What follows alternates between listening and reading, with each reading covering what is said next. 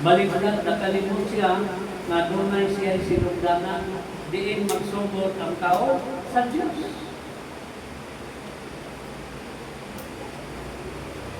Diin magsugod ang manok sa itlog. Diin magsugod ang itlog sa manok. Pero sa laktot ang pagkasulti ka ng tanan kita sa Diyos. Ikatulo na ito kung sisgutan, kung sa may akong makatunan, niining taong na buwag, gikan niining taong na buwag na atong sisgutan karon sa Luke chapter 12. Number 1, atong napanaminan sa atong inadlo nga pagkinabuhi mga igsoon na ang mga kauswagan niining taong buwag mao'y umalabay lamang temporary. Matod pa sa atong teksto, Luke chapter 12, 16 na ingon. Kung siya nagsulti sa usa ka sablingan, kanila nga nagaingon. Ang uma sa usa ka tawo dapo nihatag og daghang abog. May blessing. 17 og siya nagtulog timbang iyang mipinsar. Sulod sa iyang kaugalingon na nagaingon. Unsay pagabuhaton ko kay wala ako'y dapit nga katiguman sa akong mga anak. Ang gusto ra mas Ginoo may lain kung kamuhatag kwarta siya. Ang gusto ra Ginoo pasalamatan siya og daygon. Mao ra gyud. Bisan ka lang inyong inay nga mga tarong, bakoy nambot sa diling tarong. Mga inay tarong gani may Diyos na. Andang yung mga nanay, makadungog na sila na imo silang pasalamatan. Pwede na silang pumatay. Kaysa inyong insulto mo. Amen? Amen? Tinamdami, way laing tao na nagsakripisyo sa mga anak. Way makalatong ining kalibutan na inyo rin ginay. Gandi na ang inyo ng inay, huwag nyo'y pagkabali ng buhay magkausap. Huwag ko'y lagot na ng kalibutan na iyabang kanan iko'y anak Ginoo, inay rin ang nagsakripisyo. Labaw pa sa inyong tatay. Kaya na mga tatay, gawa na sinay, ingitan, naging ng langay. Pero ang nanay, hindi kalimutan. Apektado din sila sa ilang mga anak. Kay dugot daman na nila. Noong nintawang nakuno sila yung sobra siya ng pisina ng Ginoo, ang iyang mga abot na siya kutangan. Disilupsot. O siya mayroon, ini ang pagabuhaton ko, pagabubon ko, ang akong ko na dapat, kamalik ka. O magtokot ako labi pagdako. Kung diha kanila, pagatipigan kung akong tanang, mga abot ko, mga bahati. Yung tipigan, yung tigumo.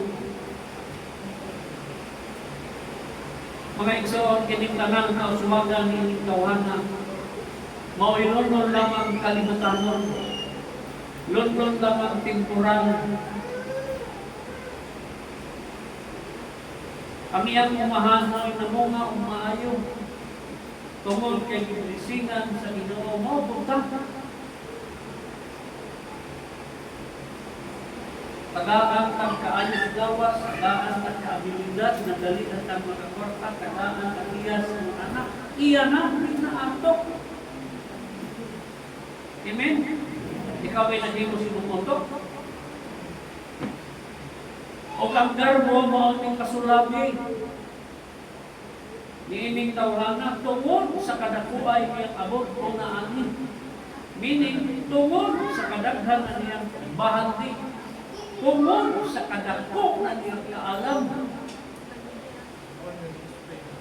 O panahon na magtukog siya o mga bakong, mga dakong bumiga, dakong balay, dakong negosyo, dakong mga unsa niya. O ang matag usa, iyang mga silingan, iyang tagilungsod. Mo'y nakakita kaniya ng kining kawana nagmalampusong nabantog siya silang David, nga siya ang number 1 na sabian. Kapag mga isuko, adunay sa kabutang na labing mahinungdanon, na maoy nawala, na maoy nakulang ni ining tawhanan. Sa versikulo 15 sa atong teksto, atong ibasa, nag-ingon, o siya mingon kanila, magtanaw o maglikay kamo sa kahikaw. Ewa mo ko sa kahikaw.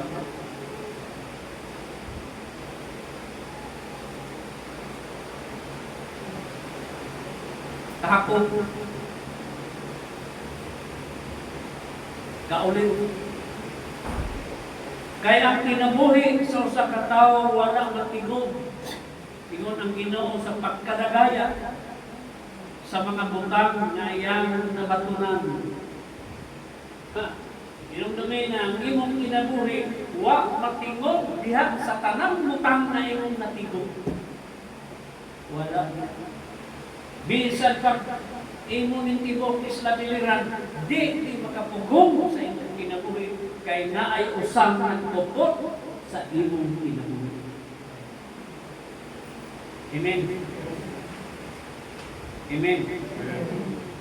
Samlit bitaw, pasalamat na si Brother Wilkie.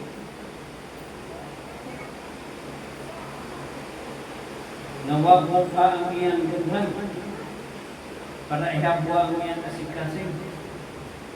Kung ihomon sa ice, pamudlon ng mga nambara o kalisdan na imong ugat, gikan sa paa, gikan sa imong asa ni mo na, lukot. Wa nadungog ang atong mga pag-ampok. Amen? Bahala naman magasto kwarta. Kaya di man ang magastoon sa Ginoo wa kay kwarta. Naaman, di gasto ang kwarta. Hello?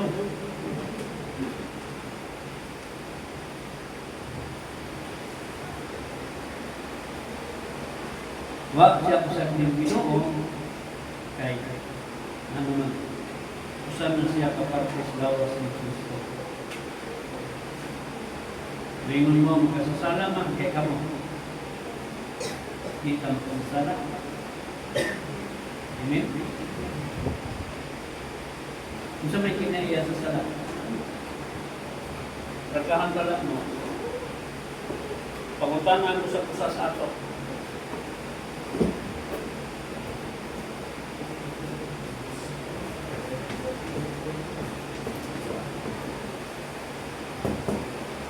Sa may ilahanan na nagihapong sala sa inyo. Di man na tangtangon sa Ginoo, hindi pa tamuhawa ng lawasa.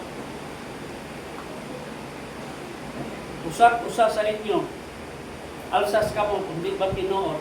Basta pag nga rin, pabalik na rin.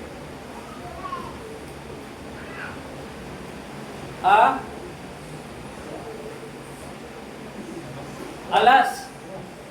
Kinsa may alas sa inyong kinabuhi, di ba? Kamo? Kita'y magbuot. O, naa gihapon ang sala. Kita'y magbuot, dili kabuot ang Ginoo. Bisan sa atong time, bisan sa atong kusog. Taas kay pasensya ang Diyos.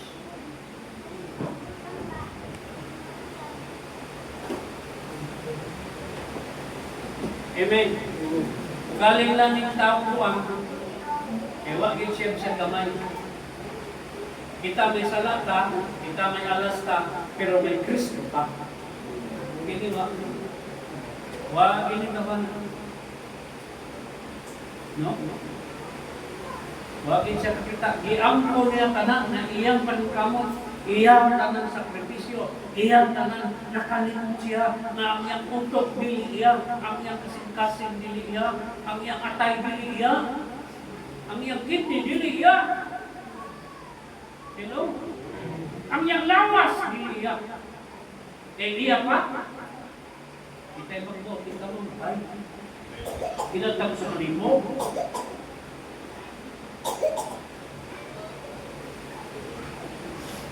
Mao nang natuwang sa iya. Sa verse 15, kung siya niingon kanila magtanaw, maglikay kamo sa kahikaw kay ang kinabuhi sa usa ka tawo